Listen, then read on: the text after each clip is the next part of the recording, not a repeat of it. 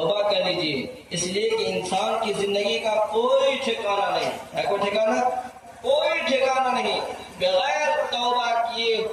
ہوئے اگر اللہ کے پاس چلے گئے تو منہ دکھانے کے لائق بھی نہیں بچیں گے، منہ دکھانے کے قابل بھی نہیں رہیں گے۔ اس لیے جو گناہ ہم سے ہو چکا ہے جانے انجانے میں، اللہ پاک سے توبہ کر لیجیے اور آئندہ پکا ارادہ کر لیجیے کہ آپ ایسی چیزوں سے دور رہیں گے، اور ہمارے جو عزیز ہیں، جو ملنے جلنے والے اعزاء اقربا ہیں، وہ بھی اگر ان چیزوں میں شریک ہوتے ہیں تو اس کو بھی منع کریں گے۔ دیکھیں ہمارے بزرگوں نے کتنا احتیاط سے کام لیا، کتنا احتیاط سے کام لیا۔ شیخ الہند رحمۃ اللہ علیہ، حضرت مولانا محمود الحسن صاحب جن کو شیخ الہند کہا جاتا ہے، اور جو مجاہد